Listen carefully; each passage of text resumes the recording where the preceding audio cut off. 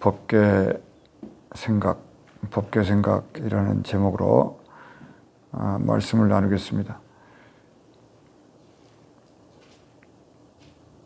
하나님이 사람을 필요하실 때도 있지만은 사람이 필요 없을 때가 있는데,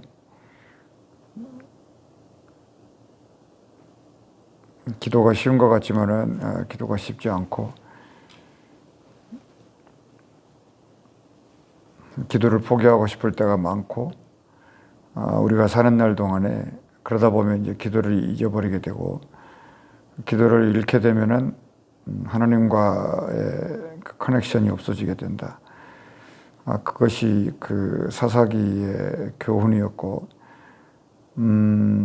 사무엘상은 사사기의 연장이기 때문에 그 교훈을 다시 한번 확인시키는 성경으로 이해할 수가 있습니다. 사람들이 결국은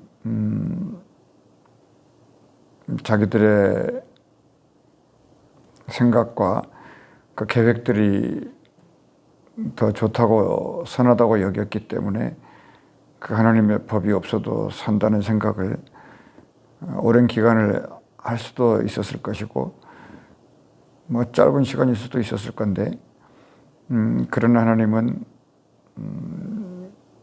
그 모든 상황을 지켜보시고 이스라엘을 당신의 중심에 두시면서 그거를 다른 말로 하면은 사랑이다 이렇게 말하는데, 우리는 하나님의 사랑이 어떻게 생겼는지 잘 모르니까 말씀을 읽으면서 그걸 하나씩 배워가는 자들이 아니냐 이런 생각을 합니다. 또 그리고 또 법궤가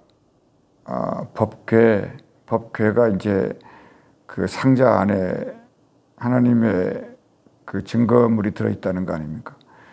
그 증거물이 죽은 걸로 알았지만은 하나님은 또 에스겔 골짜기에 그 마른 뼈가 죽어 있었지 않습니까? 그런데 살아나라 이렇게 말하니까 살아나서 생명의 군대가 되었던 것과 같이 법궤 안에 있는 그 하나님의 증거물들, 그 만나라든가 대제사장인 그 아론의 쌍난 지팡이나 또는 모세가 들고 내려온 그 두 돌판, 요 세 가지가 하나님의 증거물로 법궤 안에다가 이제 보관해 놓은 것이고, 그 법궤가 에스겔 골짜기에 있는 마른 뼈가 아니라 살아 있음을 그 5장, 6장, 7장을 걸쳐서 보여주는 것입니다.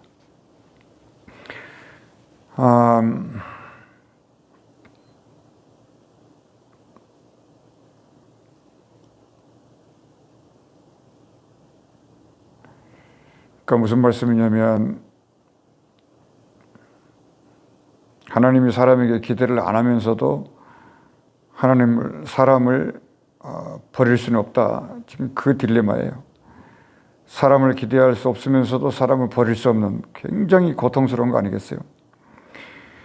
그러니까 그런데 더군다나 또 이스라엘, 그 사람들 중에서 이스라엘이에요. 근데 이스라엘이 야곱같이 정말 모든 걸 다 내려놓고 기도할 수 있겠냐, 이 딜을 하신 건데, 결국은 야곱이 그 딜을 이겨서 이스라엘이 된 건데, 그런 사람들로 이 세상에 세워서 하나님의 뜻을 이루려고 하시는 거 아니었겠어요? 그 증거물이 이제 법궤 안에 있습니다. 오늘 그러니까 적어도 법궤 안에 뭐가 있냐, 그러니까 성경 안에 뭐가 있냐, 당신 안에 뭐가 있냐, 그거잖아요. 그러니까 네 안에 증거가 있냐 이런 얘기예요. 근데 그 증거는 있는데 하나님이 가만히 있어버리면 증거는 그냥 박물관일 뿐이고 아무것도 아니다. 지금 그 얘기를 하려고 하는 거예요. 근데 이스라엘 백성들이 어느 정도로 심각하냐면, 마치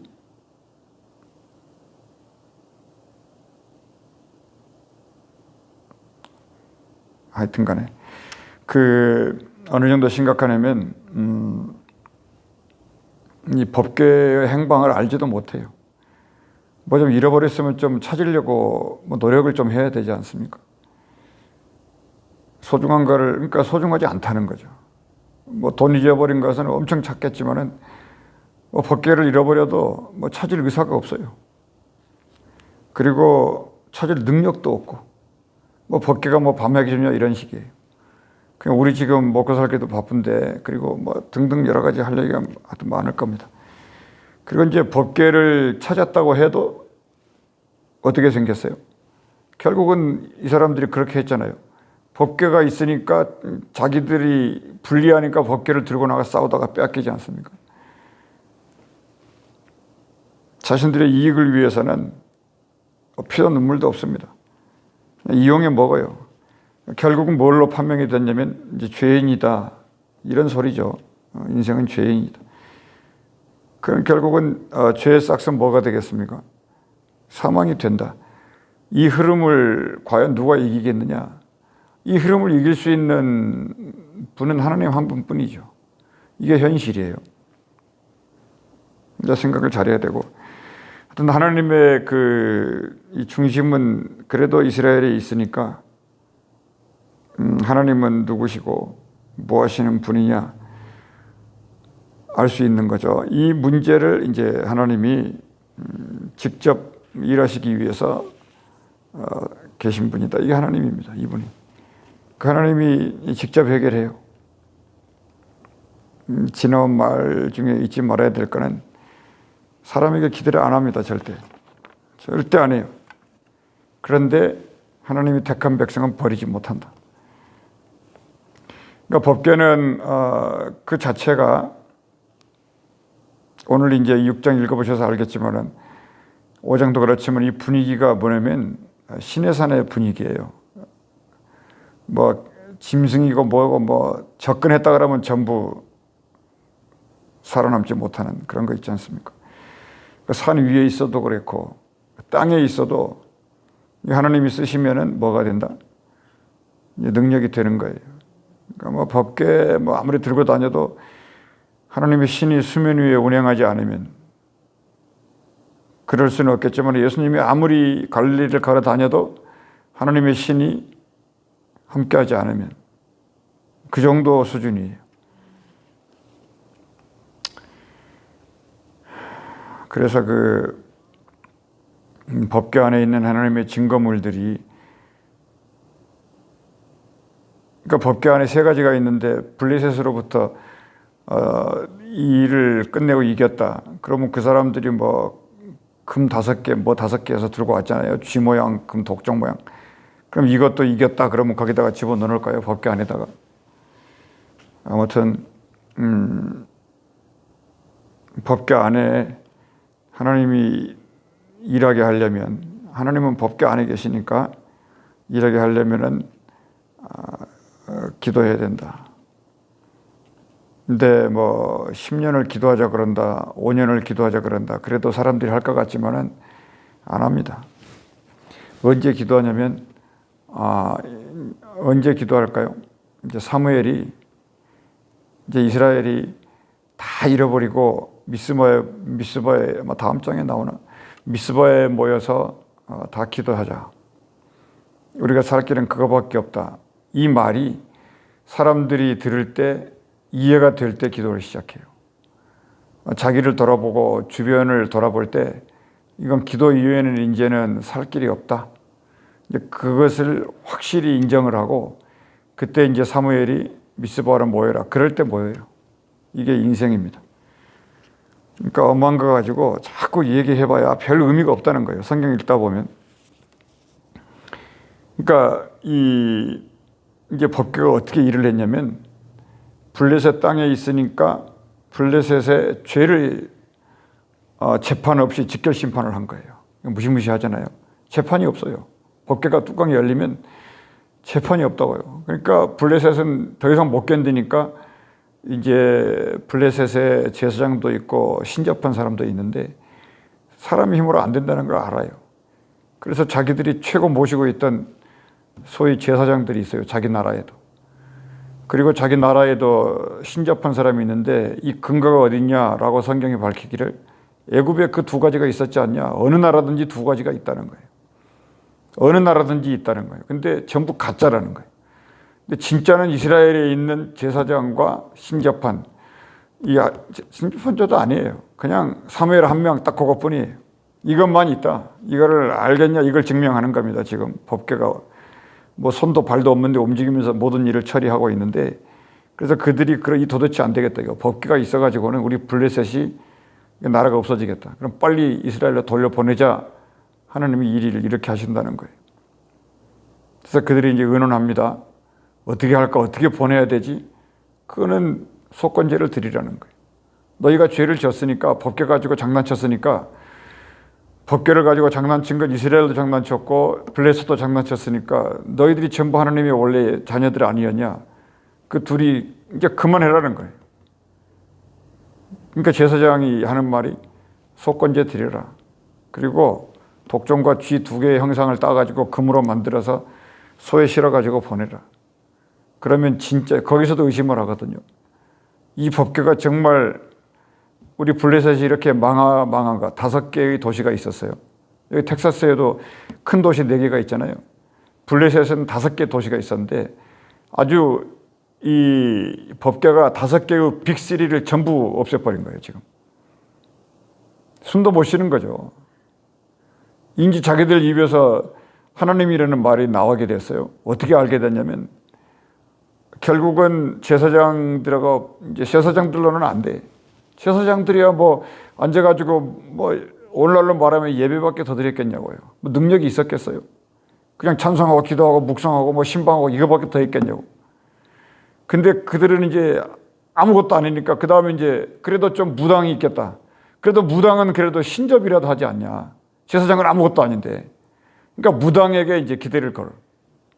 그래서 무당이 하는 얘기가, 무당이라는 게요 아주 웃겨요. 하는 얘기가 그거예요. 과연 이렇게 우리가 속건지를 소에다가 매달려가지고 벳세메스로 가는 길에다가, 큰 길에다가 딱 소 한 마리를 놓고 거기다 이렇게 법궤를 매가지고 소를 보내자.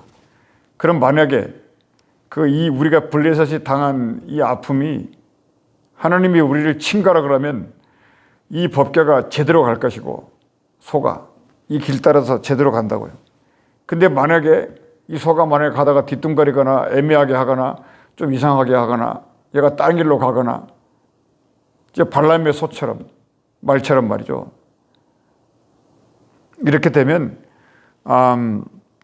이것은 우연히 일어난 거야.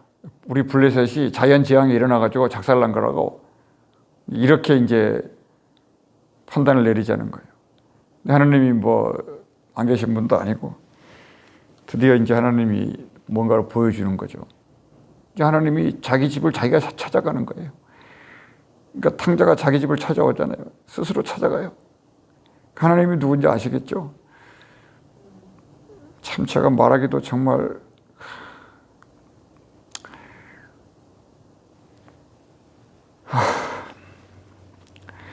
그런데 이제 소가 그 메고 가면서 큰 대로를 가면서 출발하는데 마치 큰 배가 말이에요. 바다를 출항하는데 막 백고동 소리를 크게 하면서 가잖아요. 그런 것처럼 이 성경은 뭐 소가 울었다 그러는데 제가 볼 때는 이게 울었다 그러면 안 될 것 같아. 그 소가 물론 이제 가서 번제물로 이제 자기 몸도 전부 태우고 이제 제사를 드리게 되는 소가 되는데 그 소가, 그리고 또 하나는 뭐냐면 다른 이방 사람들이 보낸 소 뭐 그거 뭐 하겠냐고 그거 갖다 버려버려야지. 그러니까 다 태우는 거죠. 그래서 이제 이스라엘 땅에 레위인이 있었어요. 그러니까 레위인이 그걸 받아가지고 밭에서 밀을 베고 있다가 세상에 소가 무슨 내비게이션도 없는데 그냥 와가지고 지금 법궤를 메고 오니까 난리 났을 거 아니에요. 그러니까 벳세메스 사람들이 난리 났을 거 아닙니까? 하나님이 살아계신다고 또 보여주는 거예요. 내가 너희를 이렇게 사랑한다고. 너희 집에 찾아왔다고. 너희가 나를 버려도 너희가 내 법궤를 냉동덩이 치고 관심도 없고 무시하고 그래도 내가 내 발로 걸어왔다 이거예요. 하나님이 지금 그거를 그렇게 해석할 사람이 있었냐? 놀라게만 했지 아무도 없어요. 법궤가 귀찮은 거예요. 법궤의 명령을 따라 살아야 되니까 귀찮다는 거예요. 십계명이 뭐냐 도대체 우리 마음대로 살고 있는데 뭐 나위에 삼키지 말라 뭐 거짓말 도대체 뭐 거짓말 걷자만 끄집어내도 잡아다 그냥 제사 드리라 그러고 너무너무 피곤하다는 거예요. 차라리 가져가. 이걸 어떻게 설명을 할까요? 제가 하고 싶은 얘기는 그냥 죽었다 복창하면 됩니다. 그냥. 그래서 하나님의 사랑이 그런 거다. 너희는 이거 없으면은 아무것도 아니다는 것을 언제나 철이 들 거냐 이 말이. 저 자신도 철이 하나도 안 들었으니까 이거를 지킬 만한 능력도 없지만은 좋아요. 그래서 결론을 내리고 기도를 하겠습니다. 그 베세메스 사람들이 또 이제 그 만홀히 여기는데 누가 좀 이 법궤를 좀 누가 좀 치워줬으면 좋겠다는 생각을 하는 거예요. 베세메스 사람들은. 그 생각을 하나님이 알았을까요? 몰랐을까요? 알았어요. 이 법궤는 실로라고 하는 곳에 빨리 가서 자기 자리를 이거 이해가 되나요? 자기 자리에 가고 싶은 거예요. 근데 아무도 그거를 메고 가져다 주질 않아요. 이 법궤가 이런 거라고요. 얼마나 그러니까 이 법궤가 예수님인데 예수님의 심정이 그렇다는 거예요. 관심이 있을까요? 19절에 베세메스 사람들이 여호와의 궤를 들여다본 까닭에 이거 이해가 되세요? 여호와의 궤를 들여다봤어요. 이렇게. 그 안에 내용물이 있나? 아론의 지팡이가 있나? 만나가 있나? 그 진짜인가? 아무도 못 봤거든요. 그것은. 뚜껑으로 덮어놔 버렸었기 때문에 아무도 볼 수가 없었어요. 근데 이거를 진짜인 줄 알고 열어봐요. 이거는 이제 믿음이 없는 거죠. 그리고 이제 죄가 죄를 낳는다고 이건 죽이는 수밖에 없어요. 하나님은. 믿음도 없고 벗겨도 의미가 없고 이 사람들한테는 그냥 가나안 땅에다 집어넣어주니까 젖과 꼬리로는 그것에 그냥 취해가지고요. 늘 제가 말씀드리지만은 무엇과 얘기하고 무엇을 생각을 해야 되느냐는 겁니다. 근데 여러분이 이걸 듣고 다 잊어버려도 저는 괜찮아요. 다 잊으세요. 그냥. 잊어버리는 게 인생 편하니까. 그래서 궤를 들여다봤다. 이거. 들여다봤다? 뭐가 문제인데? 근데 하나님이 그들을 쳤어요. 근데 괄호에 묶어가지고 이제 5만이라 여러분 성경도 그렇게 돼 있나요? 5만이라는 게 괄호로 묶어져 있나요? 제 성경에는 그렇게 되어 있네요. 5만 70명을 죽이신지라 이랬네. 그러니까 괄호를 안 묶어도 되는데. 왜냐하면 그 밑에 해석이 되어 있잖아요. 여러분 많이 졸리죠? 예. 여호와께서 백성을 쳐서 크게 살리겠다 그랬으니까 70명을 죽인 게 아니라 5만 7천 명을 죽인 거예요. 이것은 이스라엘 이게 출애굽기도 그렇고 광야에서도 그렇고 이만큼 죽인 숫자가 없었어요. 그 사사기 때 아마 베냐민 지파가 몰살당할 때도 5만 얼마는 안 됐을 거라고. 그때 아마 한 3만인가 4만 죽었을 건데 여기서 이렇게 죽였다. 이것은 이제 하나님이 이제 더 이상 모든 걸 이제 알아서 하겠다는 것입니다. 이제 백성이 슬피 울었더라. 그래서 베세메스 사람들이 이르되 이 거룩하신 하나님 여호와 앞에 누가 능히 설까? 그래서 이제 결국은 그 베세메스에서 도착한 이 법궤를 이제 감당이 안 되니까. 그리고 하나님의 뜻도 이 법궤가 당신의 집을 찾아가기를 원하는 거지 이 블레셋과 이스라엘의 이 경계선, 국경이죠, 국경 도시 베세메스에다가 놓을 수는 없는 거예요. 그래서 이제 이 백성들이 그렇게 말하죠. 이거 안 되겠다. 사람들을 보내가지고 기럇 여아림 주민에게 말을 해요. 너희들이 가져가라. 이거 안 되겠다. 너희들이 가져가라. 우리 이거 장례식 치르기도 힘들고 세상에 5만 7천 명이 죽었으니 이거 어떻게 해결을 하죠, 이거? 70명? 그러니까 안 되니까 대책이 뭐냐면 법궤가 있으면 안 되겠다. 없는 게 차라리 낫겠다.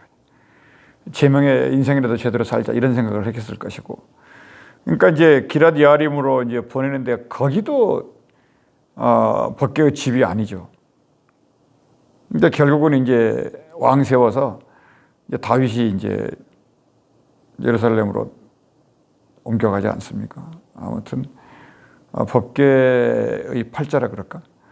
하여튼 벽계 운명 같은 겁니다. 오늘 아침에는 이 법궤 생각을 해보면서 좀 심한 얘기도 많이 했는데 용서하시고 기도하면서 하나님 앞에 나아갈 수 있기를 바랍니다. 기도하겠습니다. 하나님,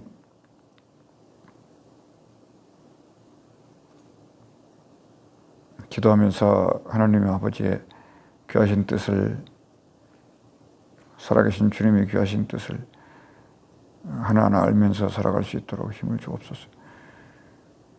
예수 이름으로 기도합나이다.